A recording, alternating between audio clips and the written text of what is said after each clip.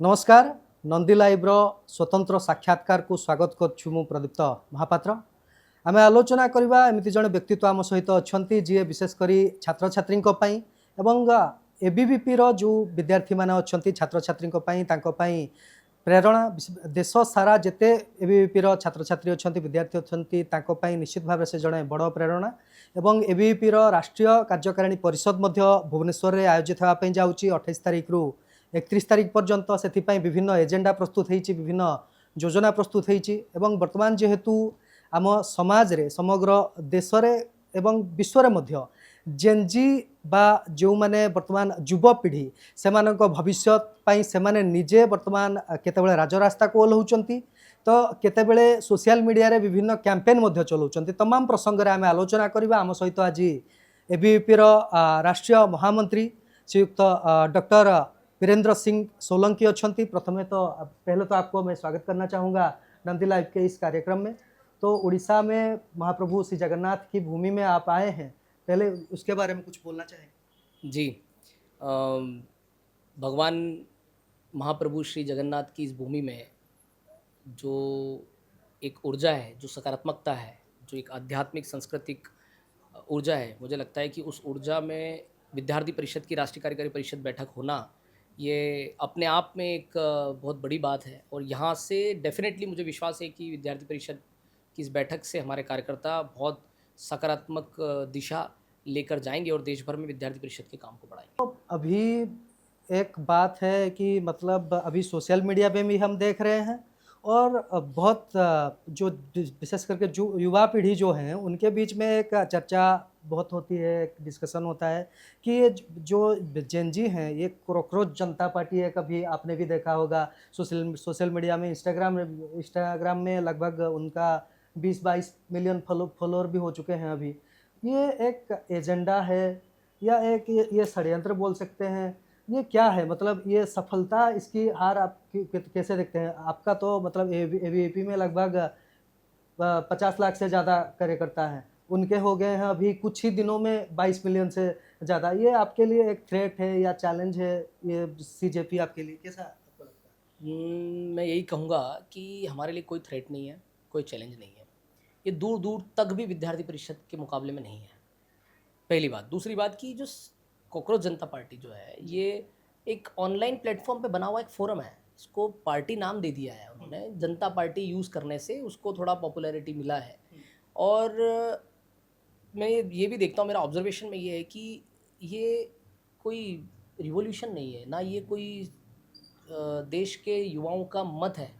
ये एक अवसर से निकली हुई एक फोरम है जिसने सोशल मीडिया पर एक आईडी बना लिया और उसको प्रोपोगेट कर लिया कि एजेंडे को लेकर। और देश के ऐसे हमारे देश के तो बहुत कम लोग जुड़े हुए हैं इसमें, 22 मिलियन में। देखना आप भारत के कितने हैं। ये आउट ऑफ भारत के लोग हैं जिन्होंने फॉलो करके इसके फॉलोअर्स बढ़ा लिए। और ये एक ऐसी पार्टी जिसका अल्टीमेट गोल ही फॉलोअर्स बढ़ाना था। तो ये लोग कुछ देश के लिए कुछ कर पाएंगे क्या? ये तो सिर्फ एक अपने अवसर को भुनाने वाले लोग हैं। देश के अंदर परिवर्तन लाना, देश के लिए काम करना, देश के युवाओं को सही दिशा में ले जाकर सभी विषयों में, देश के शिक्षा, स्वास्थ्य, सुरक्षा, सभी विषयों को लेकर, व्यवस्था परिवर्तन, सभी विषयों पर लेकर देश के अंदर से ही जब कोई निकलता है तो वो क्रांति होती है, वो रिवॉल्यूशन होता है। वो एक तरीके से उसको हम पार्टी भी बोल सकते हैं। लेकिन ये तो सिर्फ सोशल मीडिया हवा है। इट्स जस्ट वेव, थोड़े दिन का, शॉर्ट टाइम के लिए वो निकल जाएगा। लेकिन जो अभी जेनजी हैं, जो कॉलेज में पढ़ रहे हैं या यूनिवर्सिटीज़ में पढ़ रहे हैं, उनके भीतर इसको लेकर एक मतलब बोल सकते हैं कि आंदोलन तो नहीं बोल सकते, ये एक बहुत डिस्कशन हो रहा है इसके बारे में। इसके बारे में डिस्कशन हो रहा है, देश के अंदर हो रहा है। लेकिन मैं ये जानता हूँ कि जो जेनजी जनरेशन है वो बहुत समझदार है, वो डिस्कशन भी करती है, सब करती है। वो तो सब अपने सभी विषयों को, पहलू को एक्सप्लोर करती है जेनजी जनरेशन, और बहुत सकारात्मक वे में आगे बढ़ती है। सोच समझ के करते हैं वो लोग। अभी आप देखिए कि अभी कॉकरोच जनता पार्टी बन जाए, आप बोल दो किसी को, इतने समय से 22 मिलियन लोग हैं, ये 22 मिलियन मतलब 220 लाख लोग, 1 लाख लोग इकट्ठे करके बता दे 220 में से। नहीं है पॉसिबल। सोशल मीडिया पे कनेक्ट करना है, एक आईडी से 4 लोग यूज़ कर, एक व्यक्ति 4 आईडीज़ बनाकर उसको फॉलो कर सकता है। बहुत सारे, ये सब फेक नैरेटिव्स हैं और ये बहुत खोखली इनकी स्ट्रेटजी है। और मुझे लगता है कि इसके पीछे ज़रूर कोई ना कोई षड्यंत्र है और षड्यंत्रकर्ता देश के विदेशी षड्यंत्र भी हो सकता है इसमें। बिल्कुल विदेशी षड्यंत्र हो सकता है और देश के अंदर भी लोग, अंदर के लोग भी मिले हुए हो सकते हैं और उनका एक ही काम है कि डिफेम करना किसी को और कोई कोई इतनी पॉपुलैरिटी लेना कि जिससे एक प्रकार का नैरेटिव कोई खड़ा हो जाए। इस प्रकार के नए नए जो तरीके हैं ये लोग अपनाते रहे हैं लंबे समय से और इससे कोई फ़र्क नहीं पड़ना है। भारत ऐसे नहीं चलता है। भारत बहुत डायनामिक, बहुत डायमेंशंस में आगे बढ़ने वाला, एक साथ आगे बढ़ने वाला राष्ट्र है और इसको कोई एक इस प्रकार से करके, छोटा देश नहीं है बाकी राज्यों, बाकी देशों की तरह। ये बहुत बड़ा और बहुत भारत की, मतलब मैं जितना कहूँ उतना कम है कि देश की जो क्वालिटी है वो यही है। इसीलिए आज भारत एक विश्व के स्तर पे तेज़ गति से आगे बढ़ता हुआ दिखाई पड़ रहा है। एक बात भी बोला जा रहा है कि मतलब ये कॉकरोच जनता पार्टी लगा है, ये बीजेपी को काउंटर करने के लिए, मोदी जी को काउंटर करने के लिए ऐसा एक एजेंडा बनाया गया है। हो सकता है डेफिनेटली, क्योंकि जनता पार्टी वर्ड यूज़ किया है तो कहीं न कहीं बीजेपी को काउंटर करने का एक मकसद भी हो सकता है। पर मैं ये मानता हूँ कि इनका अल्टीमेट मकसद सिर्फ़ फॉलोअर्स गेन करना है, उनको माइलेज लेना है और कोई उनका अल्टीमेट मकसद नहीं है। ऐसा देश का कोई भी युवा, हमारे इतने कार्यकर्ता हैं, कोई भी युवा अगर कल खड़ा हो जाए और कोई कोई दूसरी पार्टी का सोशल मीडिया प्लेटफ़ॉर्म बना ले, तो क्या उससे ज़मीन पर बदलाव आ जाएगा? आप ये देखिए ना, ऐसे तो सिर्फ माइलेज लेने के लिए कोई भी पार्टी बना सकता है। मैं भी कोई पार्टी में कोई फोरम बना लूँ, उस पर मैं देश के कहीं के भी इशू हो उसको डालना शुरू कर दूँ, तो वो एक इशू इशू सामने लाना एक अलग बात हो गई। इशू ऑलरेडी सामने रहते हैं, मीडिया हमारा देश का बहुत अच्छा है, सबको पता होता है। लेकिन सोशल मीडिया के माध्यम से कोई इशू सामने आ गए, लेकिन उस इशू का समाधान बनने वाले लोग नहीं है ना। ये समाधान तो विद्यार्थी परिषद बना रही है ना। हमारे कार्यकर्ता जीवन खपा रहे हैं, तब जाके समाज की समस्याएं दूर हो रही है। आप देख सकते हैं, देश भर में उदाहरण है। एबीवीपी का क्या एजेंडा, मतलब क्या योजना है, मतलब अभी के टाइम के लिए कि देश कैसे आगे बढ़े और जो युवाएं हैं वो सही रास्ते में जाएं, जो डॉक्टर बनना चाहे, या आप भी खुद ही एक डॉक्टर हैं, तो कोई इंजीनियर बनना चाहता है देश में, वो उसका भी कोई, वो देश के सेवा में उसका भी योगदान है, कोई आर्मी में जाना चाहता है, उसके लिए एबीवीपी क्या कर रहा है, सब ये सब कार्यक्रम। देखो, एबीवीपी देश के सभी स्टूडेंट्स के, डिफरेंट डिफरेंट फ्रेटर्निटी के स्टूडेंट्स के बीच में काम कर रहा है। हम कहीं पर थिंक इंडिया के नाम से काम कर रहे हैं, जहाँ ऑल इंडिया इंस्टीट्यूट्स में स्टूडेंट्स को देश के प्रति विचार करने वाला कार्यकर्ता बनाना। कहीं पर हम मेडिकल स्टूडेंट्स के बीच में मेडिविजन के नाम से काम कर रहे हैं, जहाँ मेडिकल स्टूडेंट्स के बीच में नेशन फर्स्ट का कंसेप्ट कैसे एस्टेब्लिश हो सके, कैसे वो अपनी फ्रेटर्निटी को मनी माइंडेड ना होकर सर्विस ओरिएंटेड बनकर इस देश समाज के काम में अपना कंट्रीब्यूशन सुनिश्चित करें, ऐसा विचार करने वाला स्टूडेंट बनना चाहिए, ऐसा स्टूडेंट कम्युनिटी बनना चाहिए। उसके लिए मेडिविजन काम कर रहा है, वैसा एग्रीकल्चर क्षेत्र के लिए एग्रीविजन काम कर रहा है, एक ऐसा हमारा फार्मा स्टूडेंट्स के लिए फार्मा काम कर रहा है। ऐसे विभिन्न हमारे, इवन इन एबीपी ओवरसीज़ से भी हम फॉरेन यूनिवर्सिटीज़ पे काम कर रहे हैं। आज फॉरेन स्टूडेंट जो भारत में बन रहे हैं, वो भारत के विचारधारा को, भारत के कोर संस्कृति को समझे, उसके लिए हम वोसी जैसा संगठन चला रहे हैं, world organisation of students and youth. हम नॉर्थ ईस्ट स्टूडेंट्स जो हैं उनको देश के बाकी हिस्से में ले जाकर उनको हम यात्रा कराते हैं, भ्रमण कराते हैं, देश का दृश्य उनको दिखाते हैं, विभिन्न स्थानों पर लेकर जाते हैं, परिवारों में रुकवाते हैं। ऐसी सील यात्रा, student experience in inter state living, ऐसी सील यात्रा हम कराते हैं जिससे एकात्मता हमारे देश के विभिन्न क्षेत्रों के विद्यार्थियों में बने। वो विचार के लिए हम काम कर रहे हैं। हम सेरू जैसी यात्रा, student experience in regional understanding, जिसमें लद्दाख के बॉर्डर एरिया के कुछ ऐसे दूर दराज के क्षेत्र हैं जो जिनको एक्सपोजर नहीं मिल पाता, उन स्टूडेंट्स को वहाँ से निकाल कर हम एक्सपोजर देने का काम करते हैं। हम उनको दिल्ली ले जाते हैं, बाघा बॉर्डर ले जाते हैं, अमृतसर ले जाते हैं। हम दिल्ली के अंदर विभिन्न प्रधानमंत्री संग्रहालय उनको दिखाते हैं, पार्लियामेंट विजिट कराते हैं। ऐसे कई स्थानों पर ले जाते हैं जिससे वो एकात्म महसूस करते हैं और विद्यार्थी जो दूर दराज के इलाकों में रहता है, उनको हमारे देश का वृद्ध स्वरूप जो है वो उसका दर्शन करने को मिलता है। तो हम इस प्रकार के कई प्रकल्पों के माध्यम से, अभी एक और आपको मैं बताना चाहता हूँ कि देश भर के अंदर रैप हो रहे हैं, घटनाएं हो रही है, महिलाओं के साथ ऐसी घटनाएं हो रही है। सब बड़े बड़े संगठन हमारे जो एबीवीपी को अपना कॉम्पिटिटर मानते हैं, ऐसे संगठन भी मैदान में उतरते हैं और वो न्याय की बात करते हैं। तो विद्यार्थी परिषद किस प्रकार से वैचारिक आइडियोलॉजिकल मूवमेंट है, वो वैचारिक एक आंदोलन है, वो कैसे है, मैं इसी से समझाना चाहूँगा कि हम इस प्रकार की घटना के लिए न्याय मांगने का काम तो सड़क पे सरकार प्रशासन के सामने करते ही हैं, लेकिन हम ऐसी घटनाएं ना हो उसके लिए भी इनिशिएटिव लेते हैं। हम बहनों को आत्म रक्षा के गुर सिखाने के लिए मिशन साहसी जैसा प्रोजेक्ट चला रहे हैं और पिछले कुछ सालों में 10 लाख से ज़्यादा बहनों को हम सेल्फ डिफेंस की ट्रेनिंग दे चुके हैं। अभी रिसेंटली ये प्रोग्राम में आने से पूर्व ही हमारा रोहतक में एक मिशन साहसी प्रोजेक्ट हुआ है, ट्रेनर्स कैंप हुआ है, वहाँ हमने बहनों को, आपने सोशल मीडिया पे देखा होगा एबीवीपी का, तो हम उस प्रकार का एक काम कर रहे हैं जिसमें ओवरऑल युवाओं को, विद्यार्थियों को, बहनों को एक नई दिशा मिले, जिससे उनके करियर के साथ साथ वो देश के करियर के बारे में चिंता करने वाला कार्यकर्ता बन सके, एक समाजजन बन सके, एक नागरिक बन सके, उस दिशा में एबीवीपी काम कर रही है। हम रूट कॉज को ट्रीट करने का काम कर रहे हैं। हम अंदर से युवा समाज को ले जाकर देश के निर्माण में, व्यक्तित्व निर्माण के माध्यम से राष्ट्र निर्माण का कार्य करने वाला संगठन के तौर पे काम कर रहे हैं। लेकिन तो जो आपके कॉम्पिटिटर हैं, आपने जैसे बोला कि आपके ओपोजिशन में है, एनएसयूआई हो गया, एआईएसएफ हो गया, वो बोलते हैं कि एबीवीपी कैंपस में हिंसा फैलाता है, वायोलेंस का माहौल क्रिएट करता है, या वो करता है जब भी छात्र संसद की निर्वाचन आता है या कुछ भी होता है।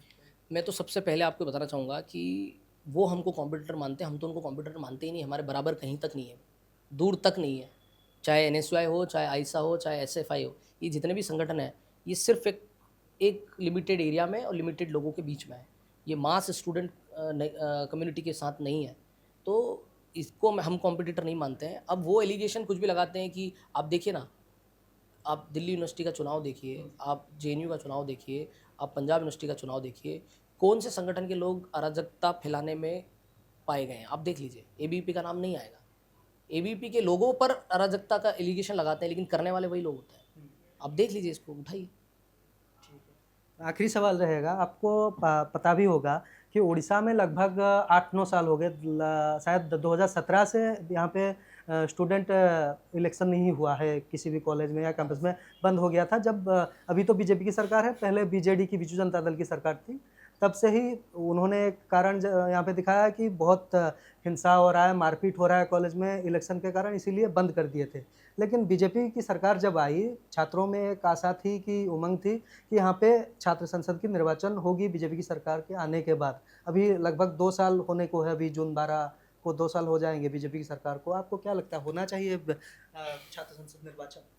छात्र संघ चुनाव 100% होने चाहिए। और मैं आपके माध्यम से सरकारों को भी कहना चाहूँगा कि छात्र संघ चुनाव कराने में अगर आपको लगता है कि वायलेंस होगा या कोई प्रकार की अराजकता फैलेगी, तो उसका फुल प्रूफ सिस्टम बनाइए ना। कानून व्यवस्था को सुदृढ़ करने के सिस्टम है हमारे पास, तंत्र है, उस तंत्र का यूज़ कीजिए। लेकिन छात्र संघ चुनाव सिर्फ इस फियर में रोक देना, छात्रों का नेतृत्व निकलने से इस फियर में रोक देना कि कुछ अराजकता ना फैल जाए, ये तो मुझे लगता है न्यायपूर्ण विचार नहीं है विद्यार्थियों के साथ। और सरकारों से मैं मांग करता हूँ, विद्यार्थी परिषद लगातार छात्र संघ चुनाव कराने की मांग करती है। 2018 में भी छात्र संघ चुनाव हुए, पिछले वर्ष भी एबीवीपी ने, जो वर्तमान सरकार है वही सरकार थी, फिर भी हमने प्रदेश भर में आंदोलन किए उड़ीसा के अंदर और छात्र संघ चुनाव कराने की मांग की। उसके पहले भी हम छात्र संघ चुनाव कराने के लिए, जब बीजेडी की सरकार थी तब भी हमने आंदोलन किए, हम कोर्ट तक गए, हाई कोर्ट में पिटीशन तक लगाई। लगातार हमारे प्रयास बिल्कुल आगे बढ़ते जा रहे हैं छात्र संघ चुनाव कराने में। बट अल्टीमेटली छात्र संघ चुनाव कराने का डिसीजन और कंडक्टिंग बॉडी जो है वो गवर्नमेंट साइड से ही है, हम लोग कंडक्टिंग बॉडी नहीं है। हम मांग कर सकते हैं और वो हमारा काम हम कर रहे हैं, विद्यार्थियों के साथ मिलकर छात्र संघ चुनाव कराने की मांग लगातार चल रही है। और देश भर के अंदर हम विभिन्न राज्यों में भी कर रहे हैं, और उड़ीसा के अंदर इस वर्ष भी छात्र संघ चुनाव कराने के लिए विद्यार्थी परिषद कमिटेड है। हम सरकार से भी बात करेंगे, और सरकार के सामने संघर्ष करना पड़ा तो संघर्ष भी करेंगे, आंदोलन भी करेंगे, पर छात्र संघ चुनाव करा के रहेंगे। और एक आखिरी सवाल रह गया कि ये जो जेनजी का आंदोलन आपने देखा होगा, नेपाल में सरकार पलट गई, बांग्लादेश में भी वैसा कुछ देखने को मिला, तो जेनजी आंदोलन में एबीवीपी का रोल आपको कैसा लगता है? आप आगे हैं, पीछे हैं, सेकंड में हैं, फास्ट में हैं? मैं आपको बताना चाहूँ कि इस देश के पुनर्निर्माण का जो आंदोलन चल रहा है उसमें पूरा जेनजी हमारे साथ है। तो जेनजी कहीं और है ही नहीं। जेनजी जो है वो एबीवीपी के साथ खड़ा होकर राष्ट्र निर्माण में लगा हुआ है। ये गलतफहमी है, दूसरे राज्यों का परिदृश्य देख के लोग कह रहे हैं कि जेनजी वैसा आंदोलन कर रहा है वैसा। जेनजी बहुत समझदार है, बहुत एक्सप्लोर करने वाले हैं, नए माइंडसेट की जनरेशन है, वो सभी को देखते हैं, पर निर्णय उनका कहाँ होता है ये आप देखिए। मैं आपको उदाहरण बताना चाहूँगा कि लास्ट ईयर छात्र संघ चुनाव देश के अंदर जहाँ जहाँ हुए, आप उठा के देख लीजिए, वोटिंग करने वाले और लड़ने वाले दोनों जेनजी जनरेशन है। सभी छात्र संघ चुनाव, दिल्ली यूनिवर्सिटी चुनाव, जेएनयू हो गया, पंजाब यूनिवर्सिटी चुनाव हो गया, पटना यूनिवर्सिटी इलेक्शंस हो गया, नॉर्थ ईस्ट के सारे चुनाव हो गए, मैंगलोर यूनिवर्सिटी चुनाव हो गया, सभी में विद्यार्थी परिषद को भारी मतों से विजय मिली है, एक्सेप्ट जेएनयू। बट जेएनयू के अंदर हमारा जो वोट परसेंटेज है, वो जहाँ 200 वोट मिलता था प्रेसिडेंट कैंडिडेट को, आज 2000 वोट मिल रहा है। तो ये हमारा बहुत बड़ा ग्रोथ है, हमारी ग्रोथ हुई है। और हमारे जितने भी अपोजिशन वाले हैं जेएनयू के अंदर, वो सब मिलकर एबीवीपी से लड़ रहे हैं, फिर भी हमको इतना काउंटर नहीं कर पा रहे हैं। तो आने वाले समय में जेएनयू में भी परिस्थितियाँ बदलेगी, और जेनजी जनरेशन जो है, इससे रिफ्लेक्ट होता है कि जेनजी जनरेशन किसके साथ है। जेनजी जनरेशन एबीवीपी के साथ है, राष्ट्रवाद के साथ है, भारत माता के साथ है, और इस देश को आगे बढ़ाने का कमिटमेंट वो जेनजी जनरेशन के अंदर है। और मैं आपको बताऊं कि सबसे बड़ी बात कि जब जेनजी जनरेशन का लाइफस्टाइल आप देखिए, आज के समय में अगर उड़ीसा के अंदर, भुवनेश्वर के अंदर किसी स्टूडेंट का बर्थडे है, तो बर्थडे के दिन वो महाप्रभु के दर्शन के लिए जाता है, वो गर्मी की छुट्टियां मनाने केदारनाथ जाता है, न्यू ईयर पे राम मंदिर अयोध्या जाकर दर्शन करता है। तो ये हमारा आज का जिंजी जनरेशन रिलीजियस भी होते जा रहा है। ऐसा नहीं है कि रिलीजियस नहीं है, ज़्यादा रिलीजियस हो रहा है कंपेरेटिव लास्ट 2-3 डिकेड के पहले अगर हम देखें तो आज जा रहे हैं कि, और आज का जिंजी जनरेशन जो है वो सभी चीज़ों को समझकर इस देश हित में अपना कंट्रीब्यूशन देने के लिए भी आगे आ रहा है। और मैं उस विश्वास के साथ कह सकता हूँ, क्योंकि आज विद्यार्थी परिषद में जितने कार्यकर्ता हैं सब जिंजी जनरेशन है, मैक्सिमम कार्यकर्ता हमारे जिंजी कार्यकर्ता हैं और सब लोग कर रहे हैं।